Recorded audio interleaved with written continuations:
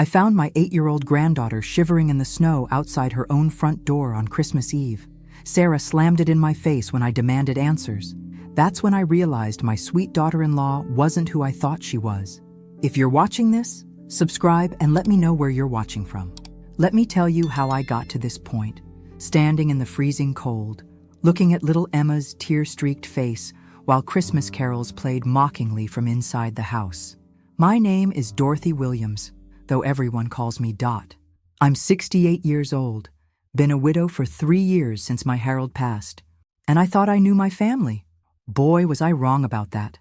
It started 2 hours earlier when I pulled into Kevin and Sarah's driveway with my car loaded down with wrapped presents and ingredients for my famous Christmas morning cinnamon rolls.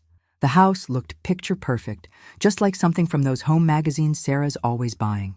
Twinkling lights, perfectly arranged wreaths, not a single decoration out of place. I knocked on the front door, balancing gift bags and my overnight case, expecting to hear Emma's excited squeal and feel her little arms wrap around my waist. Instead, Sarah opened the door wearing a cream-colored cashmere sweater that probably cost more than my monthly grocery budget. Dorothy. Not Mom, not even a smile. Just my name spoken like it left a bad taste in her mouth. "Merry Christmas, sweetheart," I said, pushing down the familiar knot that formed in my stomach whenever Sarah used that particular tone. "Where's my Emma?"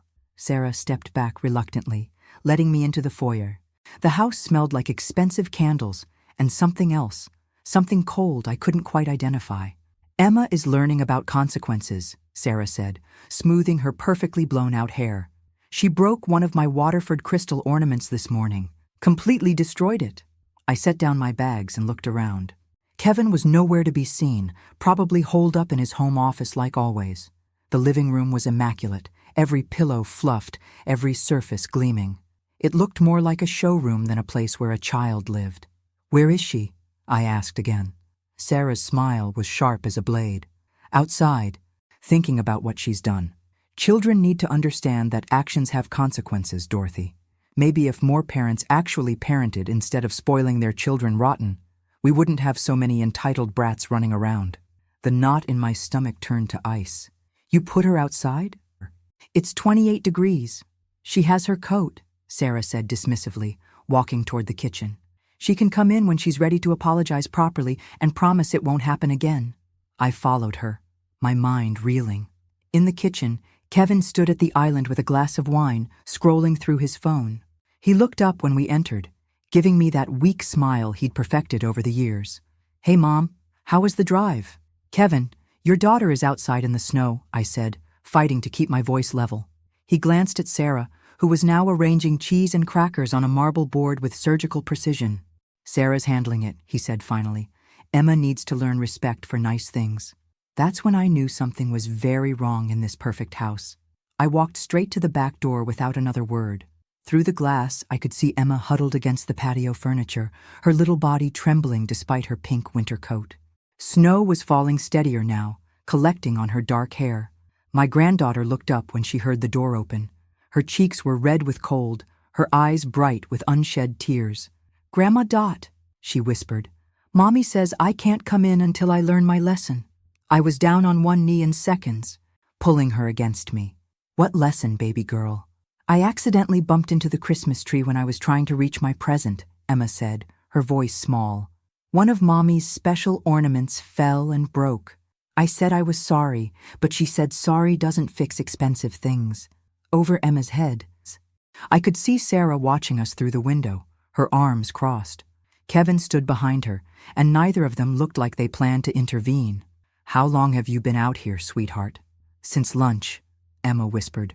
"Mommy made me eat outside, too. She said I could think about what I did wrong while I ate my sandwich." Since lunch. It was nearly 6 o'clock now. This child had been outside in the cold for almost 5 hours over an accident. An accident any normal 8-year-old might have. I stood up, taking Emma's frozen little hand in mine. "Come on, baby. We're going inside." I marched straight back through that door with Emma behind me. Sarah was waiting in the kitchen, her face a mask of controlled irritation. "Dorothy, please don't undermine my parenting. Emma needs to understand." "The only thing Emma needs to understand is that she's loved," I said, my voice sharper than I'd intended. Kevin, go start a warm bath for your daughter. Right now. Kevin looked between Sarah and me like a deer caught in headlights. Maybe we should all just calm down. Calm down? I felt something inside me snap. Your 8-year-old daughter has been outside in freezing weather for 5 hours because she accidentally broke an ornament. There is nothing calm about that. Sarah's mask slipped slightly. That ornament cost $400, Dorothy. It was a limited edition Waterford piece from their Christmas collection. Emma needs to understand that carelessness has real consequences. She's 8 years old, which is old enough to be more careful, Sarah shot back. Maybe if people stop treating children like they're made of glass, they'd actually develop some sense of responsibility. I looked at Kevin, waiting for him to defend his daughter, to show even a spark of the man I'd raised, to stand up for what was right. Instead, he took another sip of wine and stared at his phone. That's when I understood what I was really seeing here. I took Emma upstairs myself, running her a warm bath and helping her out of her damp clothes. As I wrapped her in a fluffy towel, she looked up at me with those big brown eyes that reminded me so much of Kevin at that age. Am I in trouble, Grandma? No, sweetheart. You're not in trouble. I smoothed her dark hair away from her face. Sometimes grown-ups make mistakes too. Sometimes they forget what's really important. While Emma soaked in the tub, I called my best friend Maggie from the hallway. She answered on the second ring. Dot, how's Christmas Eve at the Perfect Household? Maggie, I need you to do something for me, I said quietly, keeping my voice low. I need you to look up the divorce laws in this state, specifically what grandparents' rights look like. There was a pause. Oh, honey, what's happened? I told her everything. When I finished, Maggie was quiet for a long moment. That's not parenting, Dot. That's abuse. I know. The word felt heavy in my mouth. The question is, what can I do about it? Well, for starters, document everything. Take pictures, keep notes, dates, times. And Dot, that little girl is lucky to have you. After I got Emma into her pajamas and settled with a cup of hot chocolate, I went back downstairs. Kevin and Sarah were in the living room now, sitting by their perfect fireplace, like nothing had happened. Sarah looked up when I entered. I hope you understand that what happened tonight can't happen again, Dorothy. I won't have my authority undermined in my own home. Your authority? I sat down across from them, studying my daughter-in-law's face, really looking at her, maybe for the first time since Kevin had brought her home 5 years ago. Sarah, can I ask you something? She tilted her head, probably expecting some kind of apology. Have you ever actually loved that little girl? Or is she just something else you have to manage perfectly? The question hung in the air like a challenge. Kevin set down his wine glass with a sharp clink. Mom, that's not fair. Isn't it? I kept my eyes on Sarah. Because from where I'm sitting, it looks like you see Emma as a problem to be solved rather than a child to be loved. Sarah's smile was ice cold. I see Emma as a child who needs structure and discipline. Maybe if more people understood that, we wouldn't have a generation of entitled, disrespectful kids running around thinking the world owes them something. She's 8, Sarah. She broke an ornament by accident. And now she knows to be more careful, Sarah said with a shrug. That's how children learn. I looked at Kevin, silently pleading with him to see what I was seeing. But my son just sat there, spineless as always when it came to his wife.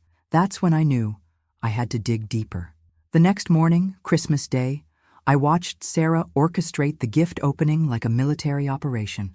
Emma had to wait for permission before touching each present, had to clean up the wrapping paper immediately after opening each one, and had to write thank you notes for every single gift before moving on to the next.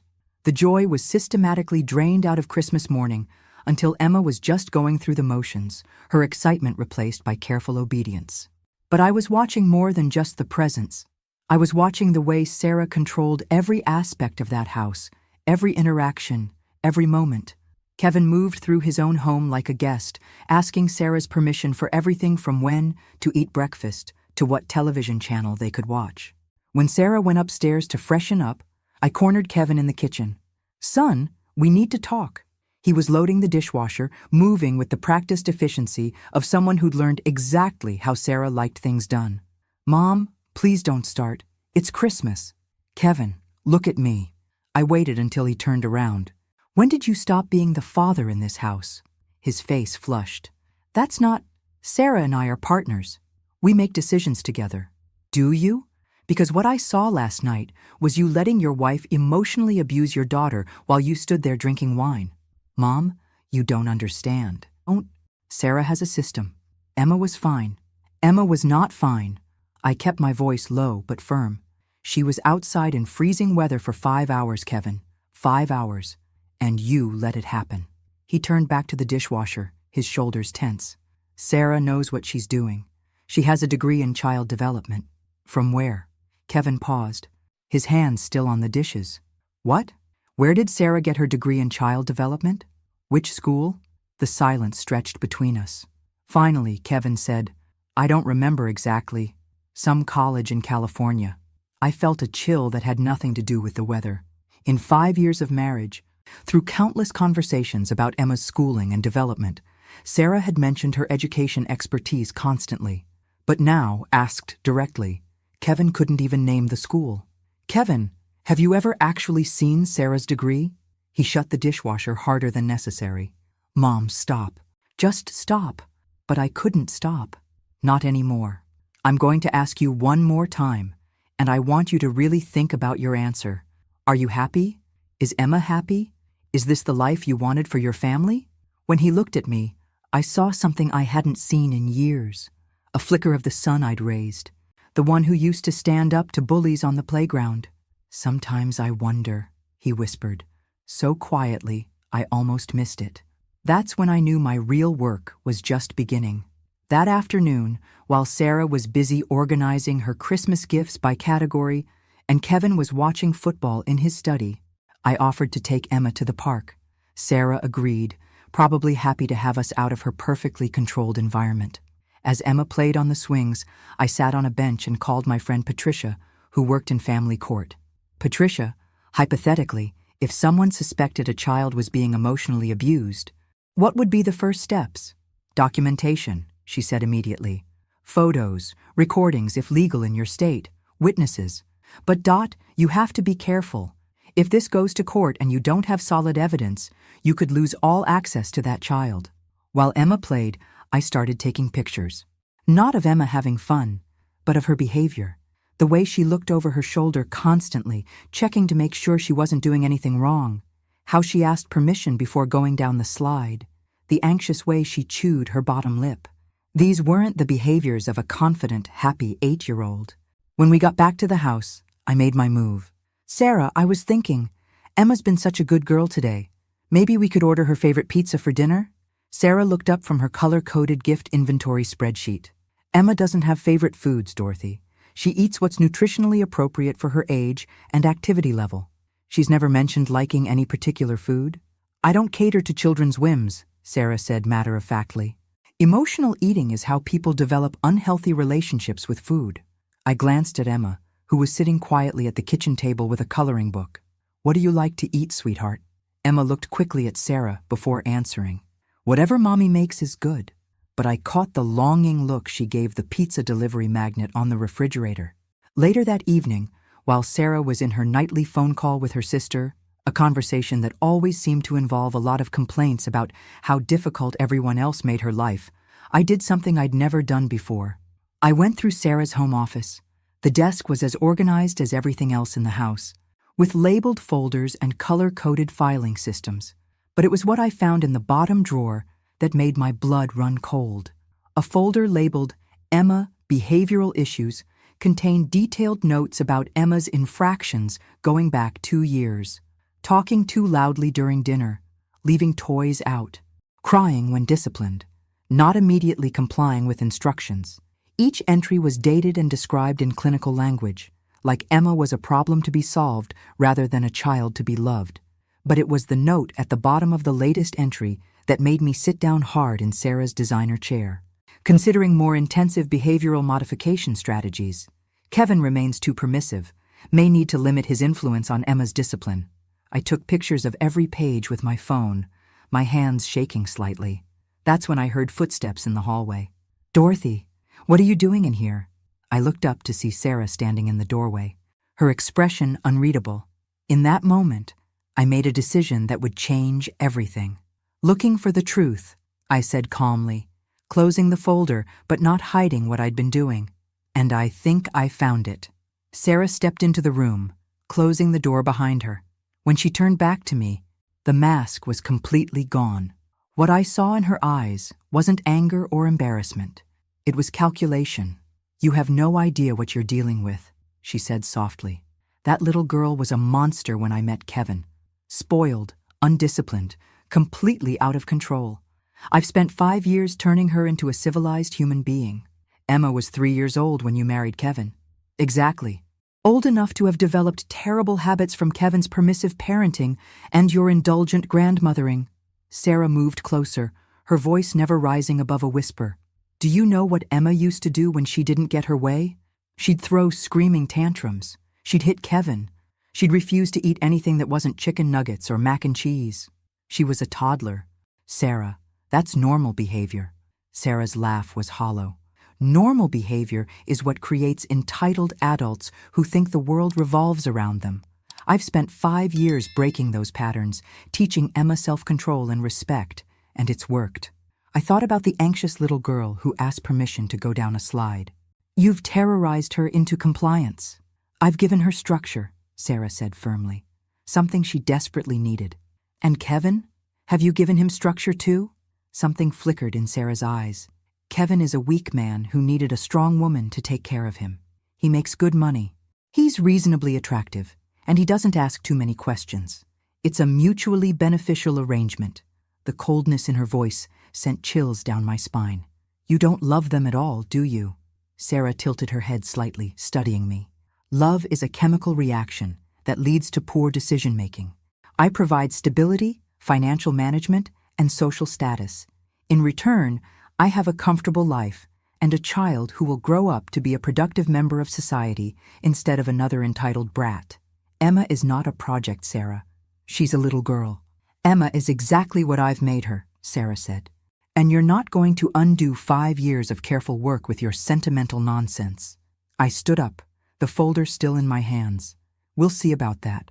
That's when Sarah smiled, and I realized I'd just declared war on someone who'd been planning battles since before I knew we were fighting. "Dorothy," she said pleasantly, "I think it's time you went home." Sarah had me escorted out of the house by Kevin like I was some kind of criminal, but she made one crucial mistake. She underestimated a grandmother who'd been planning her next move since the moment I found Emma shivering in that snow. The drive home gave me time to think clearly for the first time in 2 days. Sarah wasn't just controlling, she was dangerous. And Kevin, my own son, was too weak or too scared to protect his daughter. That left me. At home, I spread everything out on my kitchen table like a detective working a case. The photos I'd taken of Emma's anxious behavior, pictures of that behavioral modification folder, screenshots of my research into emotional abuse tactics. It painted a picture that would make any reasonable person sick. But I needed more than pictures. I needed proof that would hold up if this went to court. I called my friend Janet, who'd worked as a social worker for 30 years before retiring. After I explained the situation, there was a long silence. "What you're describing sounds like coercive control," she said finally. "It's a recognized form of psychological abuse, but proving it, especially when the child has been conditioned not to speak up, that's going to be challenging. What would you need to see? Documentation of the control tactics, evidence of isolation. Does Sarah limit Emma's contact with friends, activities, even you? And ideally, testimony from someone who's witnessed the behavior."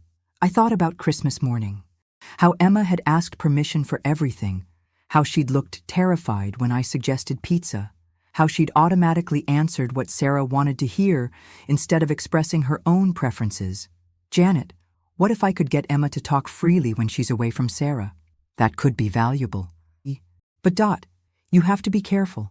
If Sarah finds out you're gathering evidence, she might cut off your access completely. And that little girl needs at least one advocate in her life." After we hung up, I made a decision. I was going to fight for Emma, but I was going to be smart about it. I started with Kevin's weakness. He'd always been susceptible to guilt, even as a child. The next morning I sent him a text. "I'm disappointed in the man you've become, but I still love you. Emma deserves better from her father." He called me within an hour. "Mom, Sarah says you went through her personal files. That's not okay. What's not okay is a child being terrorized in her own home, I said calmly. Kevin, I want you to think about something. When was the last time you made a decision about Emma without asking Sarah's permission first? Silence. When was the last time Emma hugged you without looking at Sarah first? When was the last time she laughed, really laughed, in your house? Mom, I'm not asking you to leave your wife. Kevin, I'm asking you to remember you're Emma's father. That afternoon, Kevin showed up at my house alone. Kevin sat at my kitchen table looking like a man who'd been carrying a weight he didn't know how to set down. When I placed a cup of coffee in front of him, his hands were shaking slightly. Tell me what you see when you look at your daughter, I said gently. He was quiet for so long, I thought he might not answer. Finally, he said, I see a little girl who's afraid of making mistakes. And that doesn't concern you? Sarah says some children are naturally anxious. Emma just needs more structure than most kids. But his voice lacked conviction, like he was reciting lines he'd memorized. I pulled out my phone and showed him the photos I'd taken at the park. Emma looking over her shoulder before playing. Emma asking permission to go down the slide. Emma's anxious face as she colored quietly at the kitchen table. Does this look like natural anxiety to you? Kevin studied the photos, and I watched something shift in his expression. She used to be different, he whispered. Before Sarah, Emma used to sing all the time. She'd dance around the living room, make up stories, ask a million questions. She was so bright. What happened to that little girl? Sarah said she needed to learn self-control, that all that energy was disruptive and inappropriate. Kevin looked up at me with haunted eyes. I wanted to be a good father. Sarah seemed to know so much about child development. She had all these books, these theories. Kevin, have you ever actually verified Sarah's credentials? He frowned. What do you mean? I pulled out my laptop. Over the past day, I'd done some digging. You told me Sarah had a degree in child development from a college in California. Which college? I'm not sure exactly. Somewhere in San Diego, I think? There are several colleges in San Diego. Did she go to UCSD? San Diego State? Point Loma? National University? Kevin's frown deepened. She's mentioned it before, but I can't remember the specific name. I turned the laptop toward him. I spent yesterday calling every accredited program in San Diego. No record of a Sarah Bennett or Sarah Williams in any child development program from the years she would have attended. The color drained from Kevin's face. I also looked up her previous employment. She claims she worked as a family counselor in Los Angeles before moving here, right? Kevin nodded numbly. The company she listed on her resume? It went out of business 8 years ago. No records of former employees. I watched my son's world crumble in real time. Mom, what are you saying? I'm saying your wife has been lying to you about her qualifications from the very beginning. She has no training in child development, Kevin. She's been experimenting on your daughter with techniques she learned from God knows where. Kevin buried his face in his hands. How could I have been so stupid? You trusted someone you loved. That's not stupid, son. But now you know the truth. The question is, what are you going to do about it? When he looked up, I saw a flicker of the strong man I'd raised. I need to protect Emma. That's when I knew we were finally on the same side. Kevin and I spent the next 3 days planning. He started documenting everything. Sarah's controlling behaviors, Emma's fearful responses, the rigid rules that governed every aspect of their home life. More importantly, he started pushing back in small ways. When Sarah insisted Emma eat her vegetables in a specific order, Kevin suggested she could eat them however she wanted. When Sarah criticized Emma for humming while she played, Kevin told Emma her humming was beautiful. Sarah's reaction was swift and revealing. She started attacking Kevin more openly, questioning his judgment, undermining his authority with Emma, threatening to handle things herself if he couldn't maintain appropriate discipline. But the breakthrough came on the 4th day when Kevin picked Emma up from school and took her to my house without telling Sarah. Emma walked into my living room like she was entering a minefield, her eyes darting around nervously. "It's okay, sweetheart," I said softly. "Would you like some cookies? I made chocolate chip." She looked at Kevin. "Am I allowed?" "You can have as many as you want," Kevin said, his voice breaking slightly. I watched my granddaughter eat cookies like she'd never tasted anything so wonderful in her life. Slowly, carefully, like someone might take them away at any moment. "Emma," I said gently, Can I ask you something? She nodded, chocolate smudging her small face. Are you happy at home? Emma's eyes immediately filled with tears. I try to be good, Grandma. I really try. Oh, sweetheart. I knelt down beside her chair. You are good. You're perfect exactly as you are. But Mommy says I need to be better. She says I'm too loud and too messy, and I ask too many questions. Kevin made a sound like he'd been punched. Emma, he said, kneeling down beside me. Do you remember when you were little, how we used to dance in the kitchen while I made dinner? A tiny smile flickered across Emma's face. You said I was your dancing partner. You still are. And you know what? Tomorrow night we're going to dance in the kitchen again. But Mommy doesn't like dancing. She says it's disruptive. Mommy doesn't get to decide whether we dance, Kevin said firmly. Daddies and daughters are allowed to dance whenever they want. For the first time in 2 years, Emma giggled. That's when my phone rang. Sarah's name flashed on the screen, and Emma immediately went rigid with fear. I answered. Hello, Sarah. Where is my husband and my daughter? Her voice was ice cold. Your husband picked up his daughter from school and brought her to visit her grandmother. Perfectly normal behavior. Bring them home. Now. No. The word hung in the air like a challenge. I could practically hear Sarah calculating her next move. Dorothy, you're interfering with my family. Emma is my family too. And Kevin is my son, not your property. When Sarah spoke again, her voice carried a threat that made my blood run cold. You have no idea what you've started. But she was wrong about that.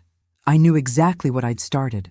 Sarah's counterattack came the next morning in the form of a legal document served by a process server at my front door.